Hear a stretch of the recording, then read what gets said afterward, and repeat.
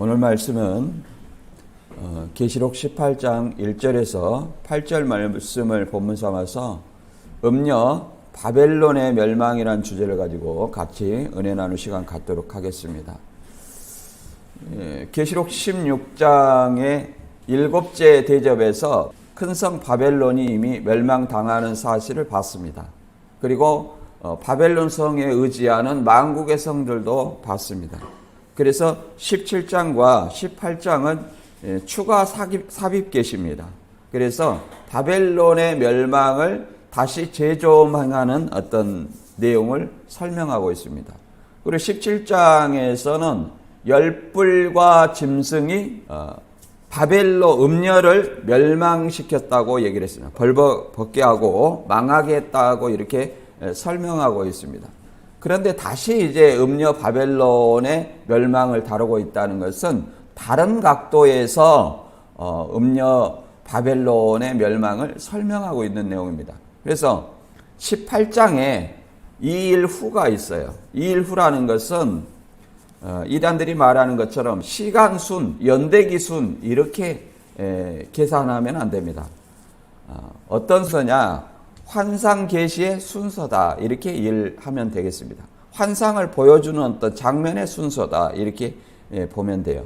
만약에 순서로 본다면 연대기적이나 시간의 순서로 본다면 16장에 이미 바벨론이 멸망을 당했다고 선포하고 있습니다. 그런데 어떻게 17장에 또 18장에 음녀 바벨론 멸망과 이것을 다시 설명할 수 있겠는가? 이런 것들을 우리는 생각을 해봐야 됩니다.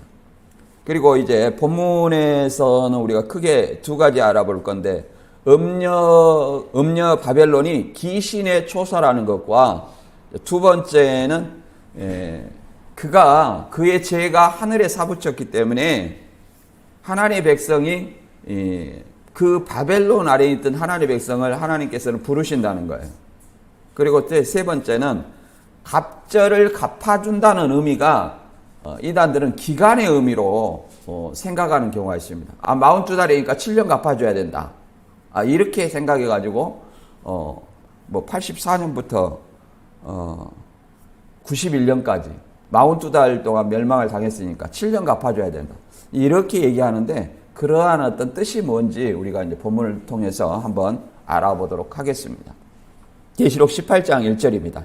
2일 후에 다른 천사가 하늘에서 내려오는 것을 보니 큰 권세를 가졌는데 그의 영광으로 땅이 환하여 지더라. 힘찬 음성으로 외쳐 이르되 무너졌도다 무너졌도다 큰 성 바벨론이여 귀신의 초소와 각종 더러운 영이 모이는 곳과 각종 더럽고 가증한 새들이 모이는 곳이 되었도다. 그 음행의 진노의 포도주로 말미암아 만국이 무너졌으며 또 땅의 왕들이 그와 더불어 음행하였으며 땅의 상인들도 그 사치의 세력으로 치부하였도다 하더라. 또 내가 들으니 하늘로부터 다른 음성이 나서 이르되 내 백성아 거기서 나와 그의 죄에 참여하지 말고 그가 받을 재앙들을 받지 말라. 그 죄는 하늘에 사무쳤으며 하나님은 그의 불의한 일을 기억하신지라. 그가 준 그대로 그에게 주고 그의 행위대로 갑절을 갚아주고 그가 섞은 잔에도 갑절이나 섞어 그에게 주라. 그가 얼마나 자기를 영화롭게 하였으며 사치하였든지 그만큼 고통과 애통함으로 갚아주라. 그가 마음에 말하기를 나는 여왕으로 앉은 자요 과부가 아니라 결단코 애통을 당하지 아니하리라 하니 그러므로 하루 동안에 그 재앙들이 이르리니 곧 사망과 애통과 흉년이라. 그가 또 불에 살라지리니 그를 심판하시는 주 하나님은 강하신 자이심이라. 아멘. 내용을 보면 말 그대로 바벨론의 어떤 멸망의 사건입니다. 우리가 계시록을 보면서 인을 떼는 재앙, 나팔 부는 재앙, 그 다음에 대접되는 재앙. 이 재앙이라는 것은 불신자에게 어떤 심판을 재앙이라고 말합니다. 불신자에게는 심판이지만 심판이 곧 믿는 자에게는 구원을 약속하고 있는 내용입니다. 그래서 계시록의 말씀을 두려워하는 것은 그 재앙의 대상이 아닌가 이렇게 생각을 해봐야 됩니다. 그래서 계시록에 이 3대 7중 재앙이라고 얘기했습니다. 인재앙, 나팔재앙, 대접재앙. 이 3대 7중 재앙을 통해서 이제 계시록 4장부터 18장까지 내용이 3대 7중 재앙이에요. 이제 계시록 19장은 예수님이 이제 어린 양의 혼인 기약을 하고 백마 타고 이제 짐승과 그의 세력과 이제 싸우는 일이 있습니다. 그의 세력과 그것은 예수님의 재림으로 예수님이 승리할 것을 미리 선언한 내용이 기록이 되어 있습니다. 그러나 이제 조금 전에도 말했듯이 계시록 16장 19절에 바벨론의 멸망을 이미 선언했어요.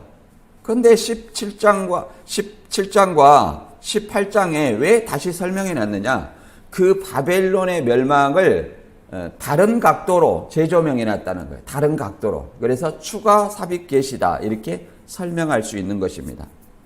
그리고 계시록 18장 8절까지는 바벨론이 멸망하기 이전까지였던 내용을 설명한 것이고, 이제 9절부터 24절까지는 바벨론 멸망 이후의 시점으로 설명하는 내용입니다. 오늘은 바벨론 멸망하기 이전까지 시점으로 바벨론 멸망을 예고하는 거죠. 본문 1절에서 8절 내용은 가장 핵심적인 것이 바벨론이 귀신의 처소고, 그 귀신의 처소 안에 누가 있냐면 하나님 백성이 있다고 설명을 합니다. 그래서 내 백성아 거기서 나와라. 그러니까 이단들이 그 자기 단체로 끄집어내는데 이 말을 사용하는데 그런 어떤 내용이 아닙니다. 이는 하나님의 백성이 음녀 바벨론의 죄에 참여하고 있기 때문에 그 죄를 벗어버리라는 것을 얘기를 하고 있습니다. 벗어버리고 하나님께 돌이키라는 내용을 설명하고 있지, 무슨 장소에서 이렇게 이동한다 그런 어떤 개념이 아니라는 사실을 우리는 좀 기억해야 될 줄로 믿습니다. 그리고 1절부터 이제 3절까지의 내용은 큰 권세를 가진 한 천사가 음행과 사치에 대한 하나님의 진노로 바벨론이 멸망과 황폐함을 예고하고 있습니다. 그 다음에 4절부터 5절까지는 하나님의 백성에게 바벨론의 범죄와 재앙에 참여하지 말고 나오라고 촉구하고 있습니다. 6절부터 8절까지는 하나님의 음성이 교만하고 사치하고 음행하고 우상 숭배한 바벨론의 사치와 음행과 우상 숭배한 바벨론의 죄에 그 행위대로 벌하며 그 하루 동안의 사망과 애통과 흉년과 재앙으로 심판할 것을 하나님이 강력하게 선언하고 있습니다. 여기서 그 죄대로 갑절이나 갚아준다는 것은 기간을 얘기를 하는 것이 아니에요. 예를 들어서 어떤 사람이 살인을 했어요. 그러면 그 살인의 죄를 어떻게 갚아야 됩니까? 그 형벌만큼의 죄를 갚아주는 것을 반드시 갚아주는 것을 설명하는 것을 얘기를 합니다. 그 기간 동안을 얘기를 하는 건 아니에요. 어떻게 기간을 산정할 수 있어요? 그러나 이제 이게 본문을 들어가기 전에 이제 우리가 신천지는 이것을 어떻게 얘기를 합니까? 갑절을 갚아준다고 하니까 84년부터 7대접을 쏟아가지고 7년 동안 쏟아야 된다. 왜? 42달 동안 하나님의 백성을 멸망시켰으니까. 이렇게 얘기하는데 그 실체가 없습니다. 실체가. 신천지는 실체가 없고 그냥 일방적으로 뭐 음녀가 뭐 오목사다, 백목사다, 뭐 탁성한 목사다. 최종 결론이 탁성한 목사인 것 같아요. 이렇게 오목사다, 백목사다, 뭐 탁목사다 이렇게 계속 바꾸더니 탁목사로 바꿨어요. 그러면 이제 그런 것들을 대입을 해봐야 돼요. 뭐 열불과 짐승을 뭐 오목사라고 그랬는데 오목사를 다시 계시록 13장에 두 뿔 가진 짐승이라고 지금 강등을 시켜놨는데 어떻게 10뿔 짐승이 오목사가 될 수 있어요? 그런데 오목사라고 해가지고 또 오목사가 탕목사를 예를 들어서 음녀니까 7년 동안 어떻게 괴롭혔나요? 멸망시켰나요? 그렇게 생각해 보면 그런 사실이 없다는 거예요. 그냥 이단 교주의 어떤 환상 속에서 나온 그 환상 속에서 나온 헛소리예요. 헛소리. 자꾸 보고 들었다 얘기하는, 보고 들은 증인이라는데, 증인이라면 거짓말을 이렇게 드러내면 그것을 말을 바꿀 것이 아니라 어떻게 해야 되냐면 그 자기가 한 말이 사실이라는 것을 입증을 해야 됩니다. 증인은 입증을 해야 돼요. 증거로 입증을 해야 돼요. 그러나 그냥 보고 들었어. 내가 보고 들었어. 이런 어떤 것들은 아무런 어떤 의미 없어요. 허공에 치는 메아리와 같은 내용밖에 안 되는 겁니다. 따라서 우리는 어떤 본문의 어떤 이러한 어떤 내용들이 결국 무지에 사로잡혀서 그 이단에 미혹된다는 사실을 알아야 됩니다. 저도 성경을 올바로 알았다면 이단에 미혹되었겠는가 그런 생각을 많이 합니다. 그러므로 성경을 우리가 더욱 알아야 될 필요성을 느끼는 거예요. 알아도 어떻게 알아야 되냐? 올바로 알아야 된다. 올바로. 예수님이 말한 것처럼 귀 있는 자는 들으라. 누구나 이 귀는 있죠. 그러나 진짜 하나님의 참 뜻을 알아들을 수 있는 귀, 선과 악을 분별할 수 있는 귀. 이 사단은 아담 때부터 뭐 하냐면 뱀이 하는 역할이 뭡니까? 하나님의 말씀을 교묘하게 혼합시키는 거예요. 혼잡시키는 거예요. 또 혼합이라는 뜻이 바벨이에요. 혼합을 시켜요. 어떻게 합니까? 하나님이 아담에게 하는 말씀은 동산 모든 나무의 실과를 따먹되 선악을 알게 한 나무의 실과는 따먹지 말아라 그랬어요. 근데 이것을 어떻게 교묘하게 바꿨습니까? 뱀은 하와에게 뭐라고 그랬습니까? 하나님이 참으로 동산 모든 나무의 실과를 너에게 따먹지 말라 하더니 이렇게 살짝 바꾼 거예요. 이단들은 어떻게 말합니까? 성경 말씀을 교주에게 맞춰서 그 교주가 속해 있는 그 단체에 맞춰서 교묘하게 말을 바꿉니다. 그것도 개역 한글로, 낱말 짜맞추기로. 그 대입에서 문맥을 읽어보면 하나도 맞지 않아요. 또 더 나아가서 자기들이 모방한 실상을 증거를 내놔라 그러면 내놓습니까? 못 내놓습니다. 그냥 거짓을 드러내면 제가 극하니까 내가 극하지. 이런 헛소리나 하는 것이 이단들의 현실입니다. 그럼 우리는 어떻게 해야 돼요? 성경을 배워서 장성한 분량에 이르도록 우리가 하나님의 말씀을 알아야 될 줄로 믿습니다. 이제 계시록 18장 1절부터 한번 읽어보면 이제 귀신의 처소에 대해 나오는데 한번 읽어보겠습니다. 2일 후에 다른 천사가 하늘에서 내려오는 것을 보니 큰 권세를 가졌는데 그의 영광으로 땅이 환하여지더라. 힘찬 음성으로 외쳐 이르되 무너졌도다 무너졌도다 큰 성 바벨론이여 귀신의 처소와 각종 더러운 영이 모이는 곳과 각종 더럽고 가증한 새들이 모이는 곳이 되었도다. 그 음행의 진노의 포도주로 말미암아 만국이 무너졌으며 또 땅의 왕들이 그와 더불어 음행하였으며 땅의 산고들도 그 사치의 세력으로 치부하였도다 하더라. 이렇게 말하고 있습니다. 2일 후라는 것은 방금 계시록에는 몇 번 나옵니까? 6번 나와요. 이단들은 이거를 시대적으로 시간순으로 이렇게 보기도 합니다. 그러나 시간순으로 보면 맞지 않다는 사실을 누차 강조해서 말씀드렸습니다. 그건 뭐냐면은 2일 후라는 것은 헬라어로 메타타우타입니다. 연대기나 시간의 순서가 아니라 환상을 보여준 순서예요. 환상을 보여준 순서다.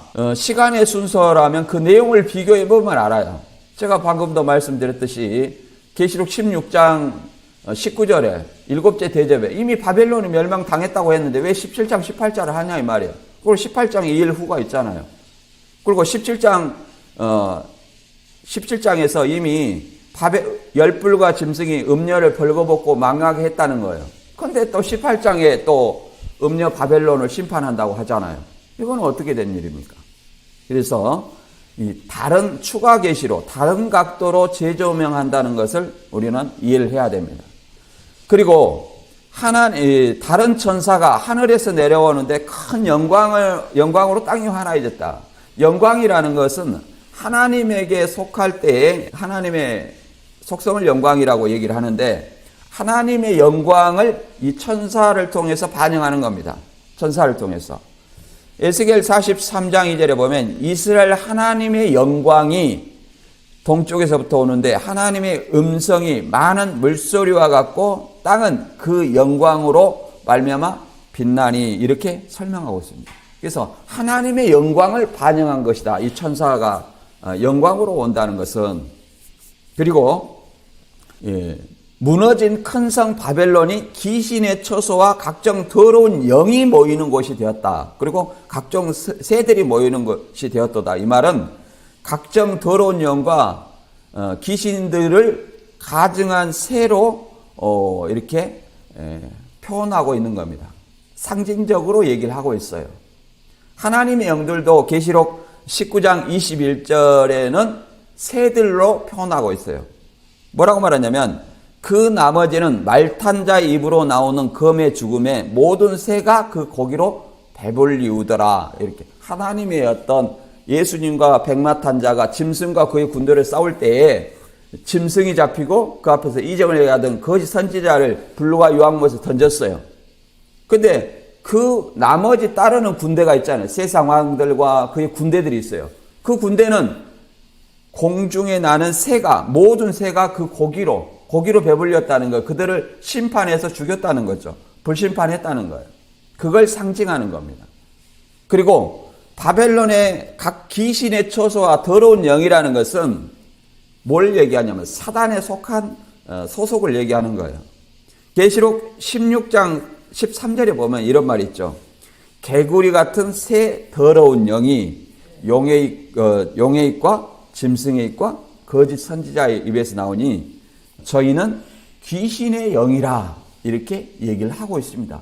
귀신의 영이고 그들은 더러운 영이다, 이렇게 같은 어떤 맥락으로 얘기를 하고 있는 거예요.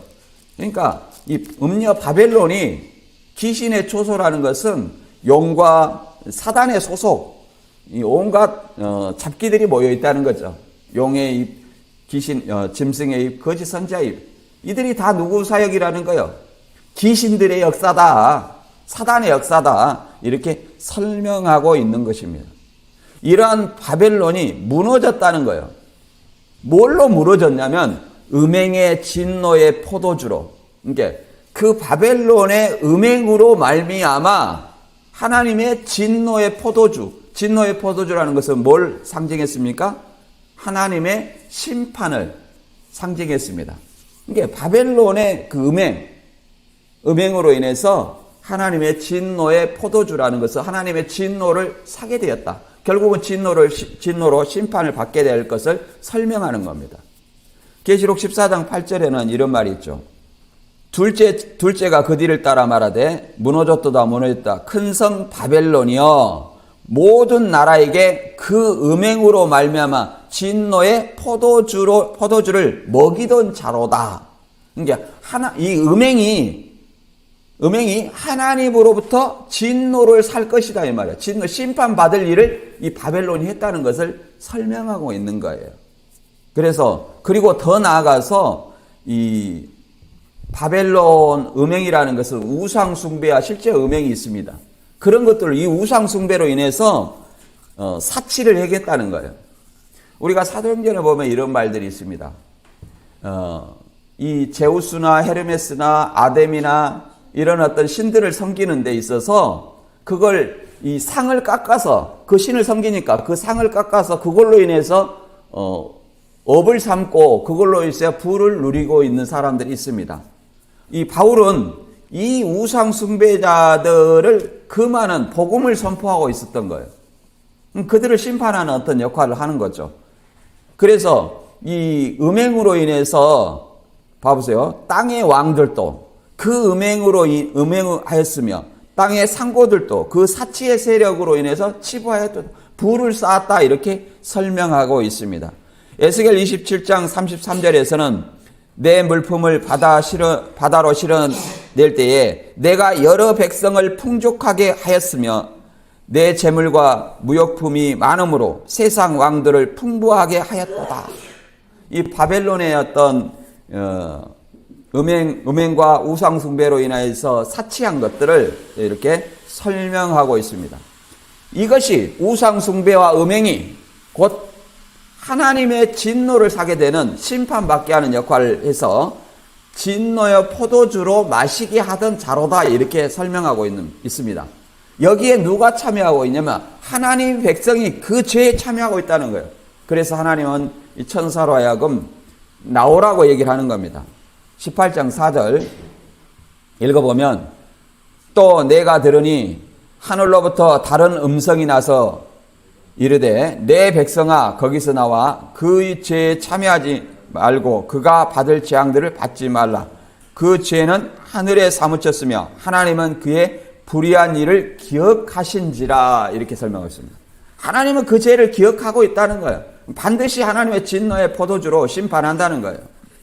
그래서 내 백성아 그의 죄에 참여하지 말고, 예를 들어서 우상 숭배하고 음행하는 어떤 일들이 이 도미티안 황제 시대에 있었다. 그 이후로도 계속 있었죠. 그런 일에 참여하지 말라는 거예요. 목숨이 왔다 갔다 해도, 목숨으로 이업을 해도 바울과 또 뭡니까? 스데반, 그 다음에 요한계시록에서는 사도 요한과 안디바가 순교했듯이, 사도 요한은 반모섬에 유배되었듯이, 그런 어떤 황제 숭배, 우상 숭배를 거부하고 음행을 거부하고 뭐예요? 순교하는 것이 곧 하나님의 입장에서 봤을 때는 생명을 얻는 길이다. 하나님의 생명을 얻는 길이라는 사실을 우리는 알아야 됩니다. 왜 그러냐면 그의 죄는 하늘에 사무쳤으며 하나님은 그의 불의한 일을 기억한다는 거예요. 바벨론에. 그러니까 그 백성의 죄에 참여하지 말고 회개하고 나와야 돼요. 그래서 에레미야 51장 45절은 내 백성아 너희는 그 중에서 나와 각기 여호와의 진노를 피하라. 그 죄에 참여하면 반드시 하나님의 심판의 대가가 있다는 거예요. 하나님은 우리 눈으로 볼 수 없지만 우리의 모든 머리털까지 세심받아서 우리의 모든 하는 일들을 다 알고 살피고 계신다는 것을 사실을 알아야 됩니다. 그래서 이 창세기 때 보면 하나님이 소돔과 고모라를 심판하기 위해서 아브라함에게 세 천사가 나타났죠. 그리고 롯에게 두 천사를 보내서 롯과 그의 가족들을 이끌어냈습니다. 왜 그랬습니까? 소돔과 고모라의 죄가 하늘에 사무쳤기 때문에 그러는 거예요. 그래서 그를 심판하기 위해서 심판하러 간다고 아브라함에게 얘기하니까 조카 롯을 인하여서 그랬습니다. 의인 50명, 의인 40명, 의인 30명, 의인 20명, 10명, 의인 10명이 없어서 그들을 10명만 있으면 그들을 심판하지 아니하겠다고 했으나 오히려 소돔과 고모라는 하나님이 보낸 천사들을 어떻게 했어요? 오히려 해하려고 했죠. 그래서 창세기 19장 12절 보면 그 사람들이 롯에게 이르되 이 외에 내게 속한 자가 있느냐? 내게 속한 자가 있느냐? 내 사이나 자녀나 성 중에서 내게 속한 자들 다 성 밖으로 이끌어내라. 이렇게 그들을 심판했습니다. 불과 유황으로 심판했죠. 그런데 도망 나와야 되는데 롯의 처가 뭐 했어요? 뒤돌아봤다는 것은 미련이 있다는 거예요.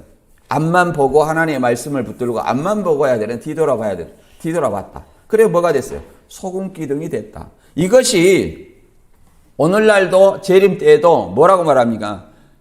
누가복음 17장 28절에는 재림 때가 노새 때와 같다 이렇게 얘기를 합니다.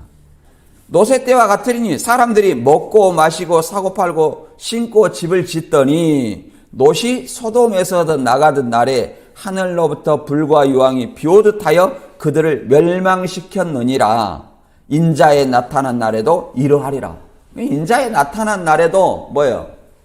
바벨론 그 음행 우상 숭배하는 그 죄에 참여하면 반드시 노새 때와 같이 심판을 받게 된다는 사실을 알아야 됩니다. 그것을 깨닫고 나오는 자만이, 돌이키고 회개하는 자만이 하나님의 심판을 면할 줄로 믿습니다. 그 다음에 이 하나님의 심판은 왜 정당한가? 그의 행위대로 갑절을 갚아준다는 거예요. 갑절을. 그러니까 84년 3월 14일부터 뭐 7년 동안 이 42달에 7년 동안이다 이렇게 얘기하는 것은 참 어리석은 성경 해석입니다. 왜 그러냐면 본문에도 나와 있어요.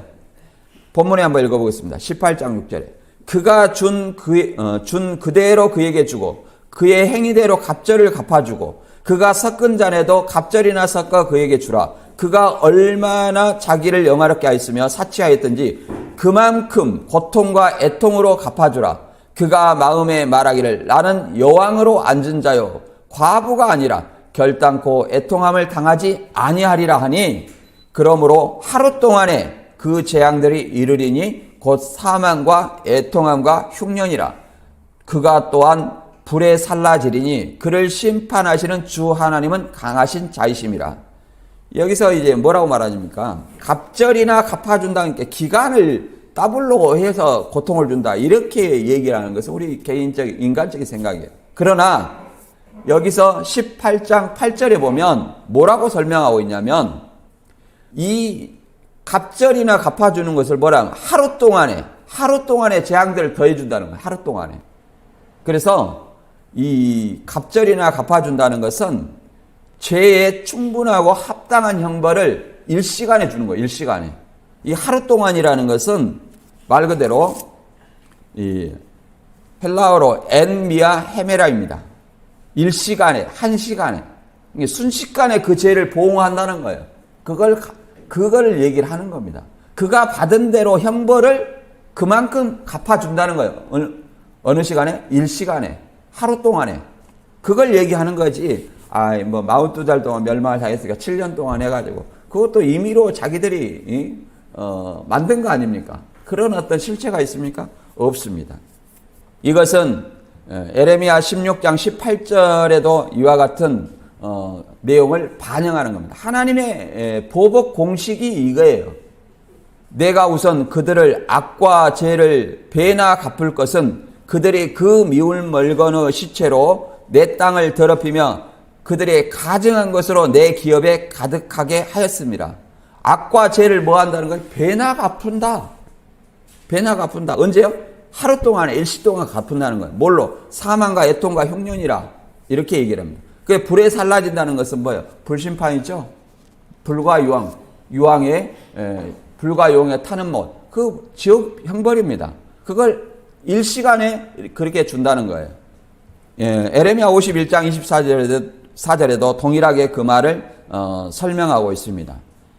너희 눈앞에서 그들을 시온에서 모든 악을 행한 대로 내가 바벨론과 갈대아 모든 주민에게 갚으리라 여호와의 말씀이라. 여기도 마찬가지입니다. 이렇게 하나님의 백성이 당한 대로 그에게 갚아주라는 거예요. 이것이 하나님의 보복 형식입니다. 이것은 하나님이 이 바벨론과 하나 될 수 없기 때문에 하는 어떤 얘기입니다. 그럼 믿는 자와 믿지 않는 자는 하나 될 수 없고 죄와 의가 하나 될 수 없고 그리스도와 벨리알이 하나 될 수 없음을 고린도에서 바울은 설명하고 있습니다. 우리가 고린도후서 6장 14절을 읽어보면 이렇게 말하고 있습니다. 너희는 믿지 않는 자와 멍에를 함께하지 말며 의와 불법이 어찌 함께하며 빛과 어둠이 어찌 사귀며 그리스도와 벨리알이 어찌 조화되며 믿는 자와 믿지 않는 자가 어찌 상관하며 하나님의 성전과 우상이 어찌 일치가 되리오. 우리는 살아계신 하나님의 성전이라. 이와 같이 하나님께서 이르시되 내가 그들 가운데 거하며 두루 행하며 나는 그들의 하나님이 되고 그는 나의 백성이 되리라. 이렇게 벨리알, 우상, 그 다음에 이런 어떤 자들에서 멀어지는 자가 누구의 백성이 되는 거예요? 하나님의 백성이 되는 거예요.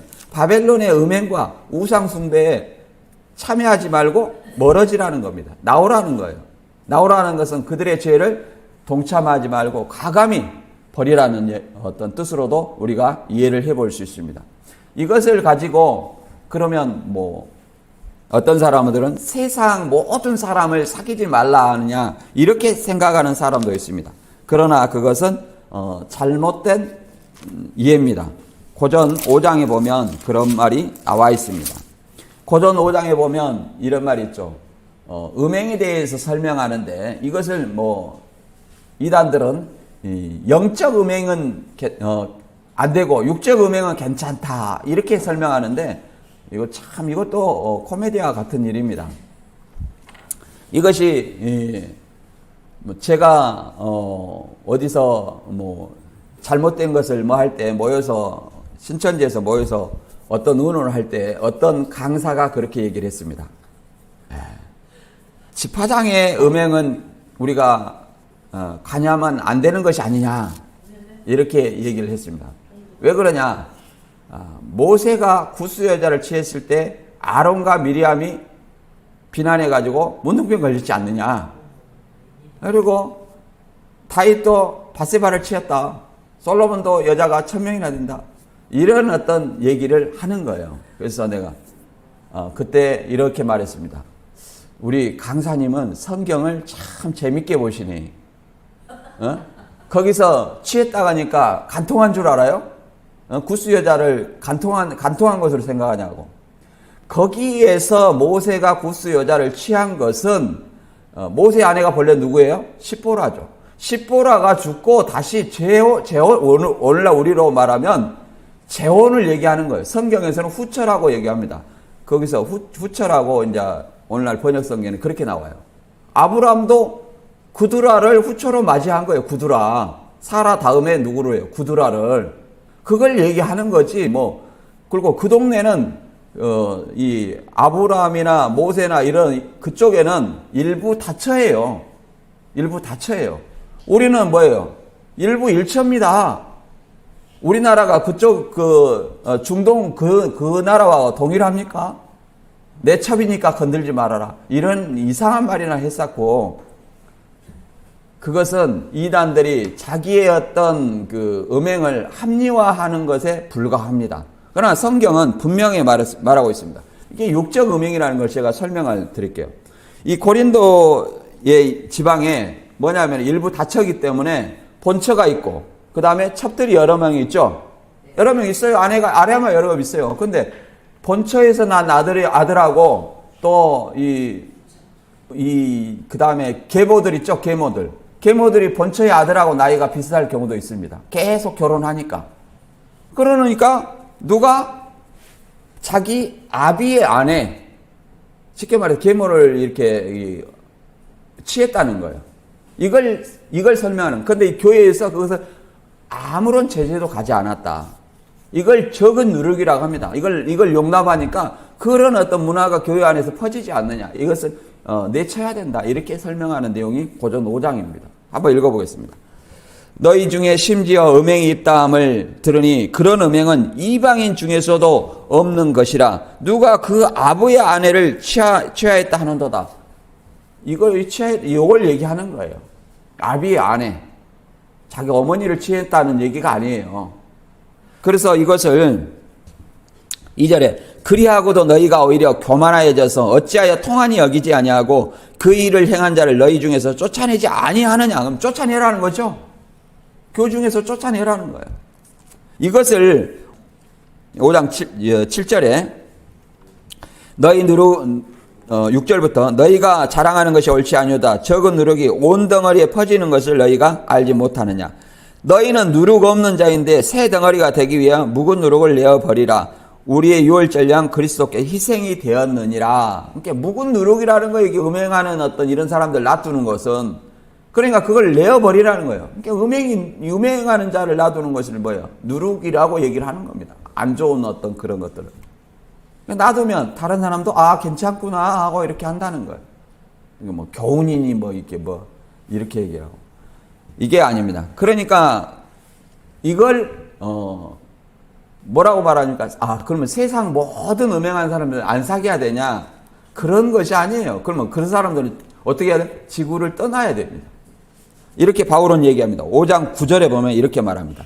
내가 너희에게 쓴 편지에 음행하는 자들을 사귀지 말라 하였거니와 이 말은 이 세상에 음행한 자들이나 탐하는 자들이나 속여 뺏는 자들이나 우상 숭배하는 자들을 도무지 사귀지 말라 하는 것이 아니니 만일 그리하려면 너희가 세상 밖으로 나가야 할 것이니라. 그렇게 말하죠.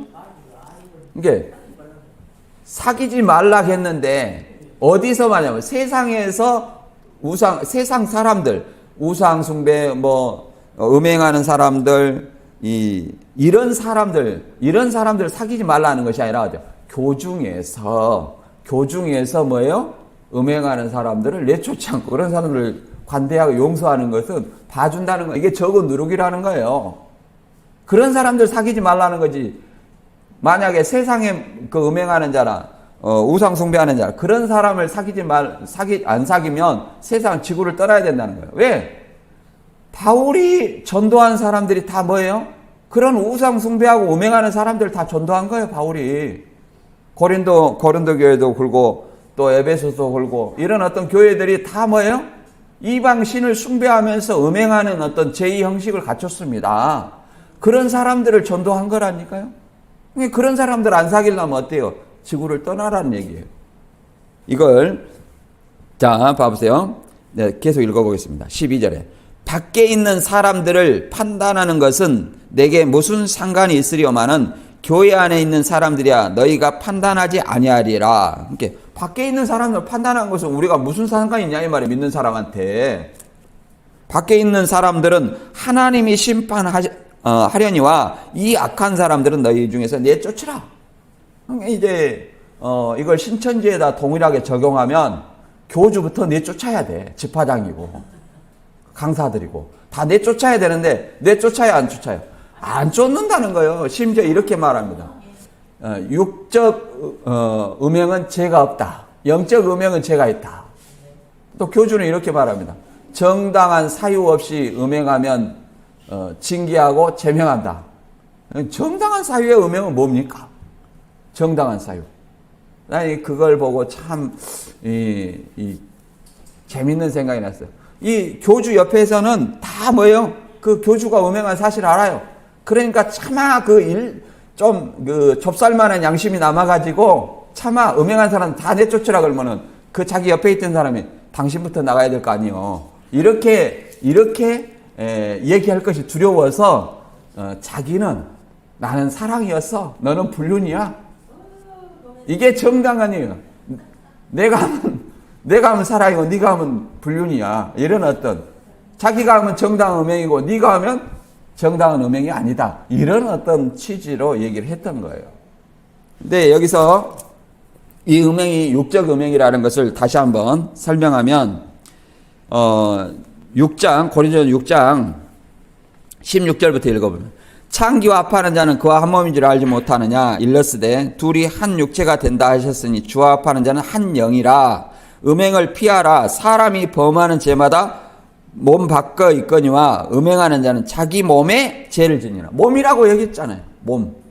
몸이라고 얘기했는데 제가 이제 이렇게 얘기를 했더니 제가 그 모임의 강사 중에 하나가 이제 우리는 이제 강주 집화장의 그 음행을 얘기하고 있었는데 그 강사 중에 한 명이 굉장히 고민이 됐던가 봐요. 왜 그러냐면 본부에서 교주의 음행을 다 보고 온 사람이에요. 그래가지고 고민이 돼가지고 며칠 안 보이더라고요. 며칠 안 보이다가 갑자기 나타나가지고 그 얘기를 했나 봐. 자기 안에 합리화를 한 거예요. 그래갖고 뭐라고 말하냐면 선생님한테는 사복음서만 얘기해야 된다. 왜 그 사복음서만 가지고 선생님한테 적용을 시켜라. 쉽게 말해서 제가 고린도 전서를 가지고 모세가 구스 여자 취한 거 이거다고 이런 걸 다 설명을 했어요. 그랬더니 이거는 사복음서만 가지고 선생님한테 설명해야 돼. 이렇게 얘기하는 거예요. 그럼 제가 뭐라고 했겠습니까? 그래 좋다. 그러면 이 유대인들이 가늠한 여자를 데리고 왔다 그러면 유대인이 데리고 왔으면 그 가늠한 여자는 영적 가늠이냐 육적 가늠이냐 이렇게 물어봤어요. 그랬더니 육적 가늠입니까? 영적 가늠입니까? 육적 가늠이죠. 예수님은 그 가늠하라겠냐 가정하지 말아겠냐? 가늠하지 말아라겠다. 죄 없는 자가 먼저 돌로 치라했는데 아무도 못 치고 돌아가니까 다시는 이 일을 하지 말라고, 이렇게 간음하지 말라고 그랬어요. 그리고 예수님은 또 간음한 그 사람과 결혼하면 그도 간음함이라고 예수님은 말했습니다. 그랬는데 이걸 가지고 사복음서만 얘기를 하라고 하니까 이 신천지 강사가 뭐 하는 거야? 하도 예언만 들여다 보니까 사복음서를 잘 모르는 거예요. 참 그런 경우도 있습니다. 그런 사람은 결국은 신천지에 나왔어요? 못 나왔어요? 못 나오고 아직도 거기가 있다는 사실입니다. 참 안타까운 일이에요. 그래서 우리가 주님의 말씀을 따르는 것은 절대 뒤돌아봐서는 안 되는 거예요. 하나님의 말씀을 두고 앞으로 따라가야 되는 거예요. 말로만 하지 말고 뭐 해야 돼요? 행위로 보여줘야 됩니다. 누가복음 9장 61절에는 이렇게 말하고 있습니다. 또 다른 사람이 이르되 주여 내가 주를 따르겠나이다마는 나로 먼저 내 가족을 작별하게 허락하소서. 예수께서 이르시되 손에 쟁기를 잡고 뒤돌아보는 자는 하나님 나라에 합당하지 아니하니라. 뒤돌아보는 자는 하나님 나라에 합당하지 아니하다. 오늘 본문 말씀처럼 오늘 말씀에 바벨론 안에 그 음행과 우상 숭배하는 그 귀신의 사역에, 사단의 사역에 함께하는 하나님의 백성이 있다면 어떻게 해야 돼요? 올바른 진리를 깨닫고 나와야 됩니다. 계속 거기 그 죄에 말 바꾸면 때에 따른 양식이라고 같이 거짓말하고 교리 잘못된 거 드러내면, 실상 잘못된 걸 드러내면 그것이 무엇이 중요한디? 그것이 안 중요하면 왜 가르쳤냐 이 말이죠. 그런 어떤 합리화를 하지 말고 그의 죄에 참여하지 말고 이제는 진리 앞으로 나와야 되는 것입니다. 그것이 하나님의 백성으로 사명이에요. 저와 여러분들은 주 강림하실 때까지 하나님의 말씀으로 전신갑주하고 하나님의 말씀과 기도로 우리 자신을 깨끗하게 하고 주님 앞에 올바로 설 수 있는 저와 여러분이 되시기를 주님의 이름으로 축원합니다. 오늘 말씀 여기서 마치겠습니다.